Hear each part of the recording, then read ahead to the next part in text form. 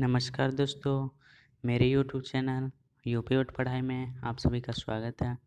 अभी तक आपने मेरे चैनल को सब्सक्राइब नहीं किया है तो प्लीज़ सब्सक्राइब कर लें। अगर यह वीडियो अच्छी लगे तो लाइक ज़रूर करें तथा अपने दोस्तों में शेयर कर दें। तो हम लोग पढ़ रहे थे मैथ्स क्लास 11 में प्रश्नावली 1.2 जिसमें पार्ट 1 में उदाहरण हमने आपको समझाया, जिसमें रिक्त समुच्चय, परिमित समुच्चय, अपरिमित समुच्चय, समान समुच्चय तथा असमान समुच्चय भी समझाया। तो आज हम प्रश्नावली 1.2 देखने वाले हैं। तो चलिए स्टार्ट करते हैं। तो प्रश्नावली 1.2 में जो पहला प्रश्न है वह है कि निम्नलिखित में से कौन से रिक्त समुच्चय के उदाहरण हैं। मतलब कि ये 4 प्रश्न दिया गया है, इसमें से जो रिक्त समुच्चय का उदाहरण है उसे रिक्त समुच्चय लिखना है, अगर नहीं है तो रिक्त समुच्चय नहीं है लिखना है। तो जो पहला है वह है 2 से भाज्य विषम प्राकृतिक संख्याओं का समुच्चय। मतलब कि जो समुच्चय है वह 2 से भाज्य होना चाहिए तथा वह विषम संख्या भी होना चाहिए। तो हम जानते हैं कि जो विषम संख्या होती है वह 2 से भाज्य नहीं होती हैं, इसीलिए यह इसके कोई भी एक भी अवयव नहीं होंगे, इसीलिए जो पहला है वह रिक्त समुच्चय होगा। तो पहला क्या हुआ? रिक्त समुच्चय। अब दूसरा देखते हैं। दूसरा है सम अभाज्य संख्याओं का समुच्चय। यहाँ दिया है कि सम अभाज्य संख्या, सम अभाज्य संख्या होती है वह है 2, तो इसीलिए जो दूसरा होगा उसके एक अवयव है, इसलिए जो दूसरा होगा वह रिक्त समुच्चय नहीं होगा। तीसरा दिया है the set of all x such that x एक प्राकृतिक संख्या है। मतलब कि जो यक्स है वह एक प्राकृतिक संख्या है तथा यक्स जो है वह 5 से छोटा है और साथ ही यक्स 7 से बड़ा है। तो यह पॉसिबल ही नहीं है कि 5 से छोटा भी हो और 7 से बड़ा भी हो, तो इसके कोई भी अवयव नहीं होंगे, इसीलिए तीसरा रिक्त समुच्चय है। अब चौथा देखते हैं। तो चौथा में दिया है किसी भी 2 समांतर रेखाओं का उभयनिष्ठ बिंदु। तो समांतर रेखा हम जानते हैं कि एक दूसरे को कभी नहीं काटती हैं, तो इनके बीच एक उभयनिष्ठ बिंदु बन ही नहीं सकता है, इसीलिए चौथा एक रिक्त समुच्चय होगा। अब चलिए आगे बढ़ते हैं।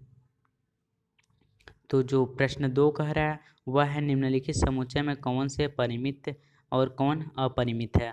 तो इसमें हमको परिमित समुच्चय छांटना है और अपरिमित समुच्चय छांटना है। तो हमको पता है कि परिमित समुच्चय वह समुच्चय होता है जिसमें अवयव की संख्या सीमित हो, तथा अपरिमित वह समुच्चय होता है जिसमें अवयव की संख्या असीमित हो, मतलब कि अनंत हो। तो पहला है वर्ष के महीनों का समुच्चय। मतलब वर्ष में 12 महीने होते हैं, तो इनकी संख्या सीमित है, इसलिए यह परिमित समुच्चय हो गया। और जो दूसरा है वह है 1 2, दूसरा है 1 2 3 डॉट डॉट डॉट। मतलब कि यह कहाँ तक जा रहा है यह हमको पता नहीं है, मतलब अनंत तक जा रहा है और यह प्राकृतिक संख्या है, तो जो दूसरा होगा वह अपरिमित समुच्चय होगा। तो अब तीसरा देखते हैं। तीसरा में लास्ट में हमारा अवयव दिखा रहा है, तो इससे स्पष्ट है कि यह परिमित समुच्चय होगा। अब चौथा देखते हैं 100 से बड़े धन पूर्णांकों का समुच्चय। मतलब 100 से बड़े होने चाहिए और वह धन पूर्णांक होने चाहिए, मतलब कि 101 102 103 ऐसे 100 से बड़े होने चाहिए, तो अनंत हो जाएगा, इसीलिए चौथा जो है अपरिमित समुच्चय है। अब देखते हैं पांचवा है 99 से छोटे अभाज्य पूर्णांकों का समुच्चय। तो 99 से छोटे अभाज्य पूर्णांकों का समुच्चय, मतलब कि 99 से जो छोटा है, तो 99 से छोटे अभाज्य संख्या का हम ज्ञात कर सकते हैं। तो इसीलिए जो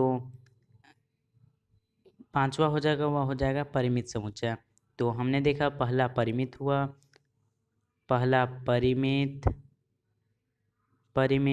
दूसरा अपरिमित, तीसरा परिमित, चौथा अपरिमित, पांचवा परिमित। तो आगे चलते हैं। अब है तीसरा कह रहा है कि इसमें भी कह रहा है कि कौन परिमित समुच्चय है और कौन अपरिमित समुच्चय है। तो पहला है यक्स अक्ष के समांतर रेखाओं का समुच्चय। यहाँ यक्स रेखा के समांतर कह रहा है, तो हम जब अक्ष बनाते हैं तो यह वाई अक्ष होता है और यह एक्स अक्ष होता है। तो यक्स अक्ष के समांतर रेखाओं का समुच्चय, मतलब इससे हम अनंत समांतर रेखा खींच सकते हैं, इसीलिए जो पहला होगा वह अपरिमित होगा। अब दूसरा है अंग्रेजी वर्णमाला के अक्षरों का समुच्चय। तो हम जानते हैं कि अंग्रेजी वर्णमाला में कुल 26 अक्षर होते हैं। तो अंग्रेजी वर्णमाला में अक्षरों का जो संग्रह है वह सीमित है, इसलिए जो दूसरा होगा वह परिमित समुच्चय होगा।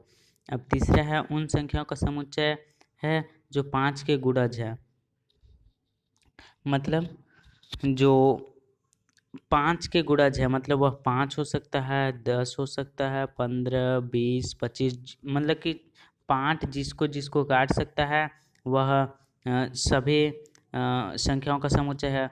तो 5 अनंत तक काट सकता है, जैसे 5, 10, 15, 20 डॉट डॉट डॉट, इसलिए यह एक अपरिमित समुच्चय है। तो जो तीसरा हुआ वह अपरिमित समुच्चय है। अब चौथा है पृथ्वी पर रहने वाले जानवरों का समुच्चय। तो जो पृथ्वी पर रहने वाले जानवर हैं उनको हम गिन सकते हैं, इनकी संख्या सीमित है या गिन सकते हैं, वह परिमित समुच्चय हुआ। अब है मूल बिंदु से होकर जाने वाले वृत्तों का समुच्चय। तो मूल बिंदु जब अक्ष बनाते हैं तो यह होता है मूल बिंदु, तो इससे अनंत वृत्त खींचे जा सकते हैं, अनंत वृत्त खींचे जा सकते हैं, इसीलिए जो पांचवा हो जाएगा वह अपरिमित समुच्चय हो जाएगा। अब चलते हैं आगे के प्रश्न की ओर। तो यहाँ है कि निम्नलिखित में बतलाइए कि a बराबर b है अथवा नहीं है, मतलब कि a और b दिया हुआ है, इसमें हमको बताना है कि यह समान है या असमान है। तो सबसे पहले है a में a b c d और जो b में है d c b a। तो a इसमें भी है, इसमें भी है, b इसमें भी है, इसमें भी है, c इसमें भी है, इसमें भी है, d इसमें भी है, इसमें भी है, मतलब कि a और b जो इसमें है वही इसमें भी है। तो a और b के जो अवयव है वह समान है, तो a बराबर b हो जाएगा। अब देखते हैं दूसरा है a बराबर 4, a बराबर है आपका 4, 8, 12, 16 और b बराबर है 8, 4, 16, 18। तो देखिए 4 इसमें भी है, 8 इसमें भी है, 12 इसमें भी है, लेकिन 12 इसमें नहीं है, इसीलिए दोनों के अवयव समान नहीं हैं, इसलिए दूसरा a बराबर नॉट 0, मतलब a b के बराबर नहीं है।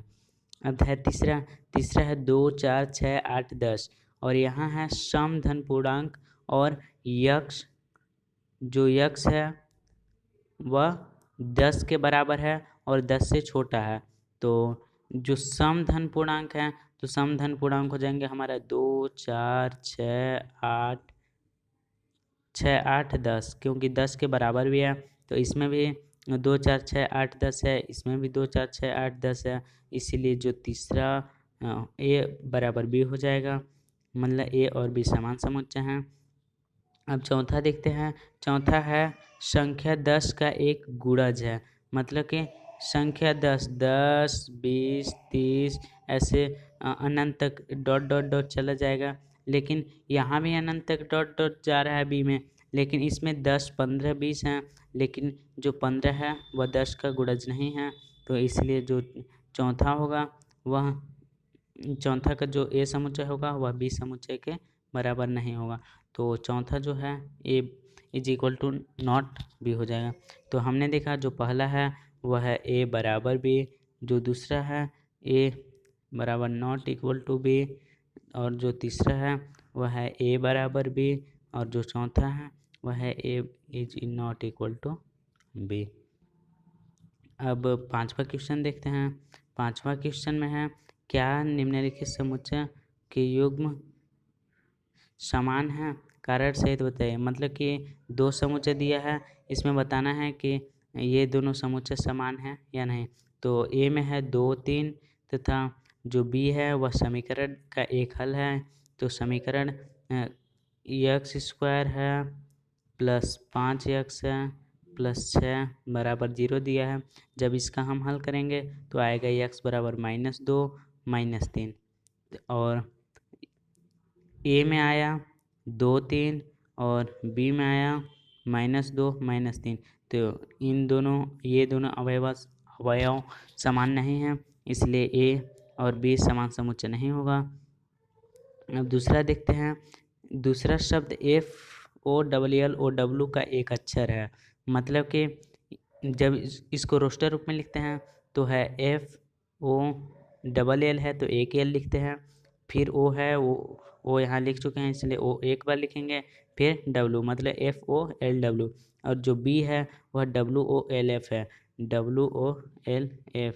तो F इसमें भी मिल रहा है, O इसमें भी मिल रहा है, L इसमें भी मिल रहा है, W इसमें भी है, मतलब कि जो A के जो अवयव हैं वही B के भी अवयव हैं, इसलिए A और B समान समुच्चय होगा। अब देखते हैं छठवां क्वेश्चन।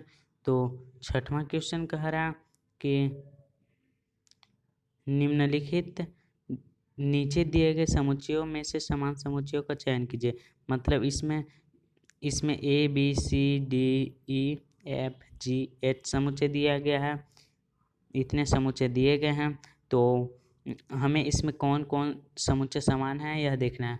तो पहले हम A की तुलना सबसे करेंगे, फिर B की तुलना सबसे करेंगे, फिर C की तुलना सबसे करेंगे, फिर D की तुलना सबसे करेंगे, इसी प्रकार सबसे करेंगे।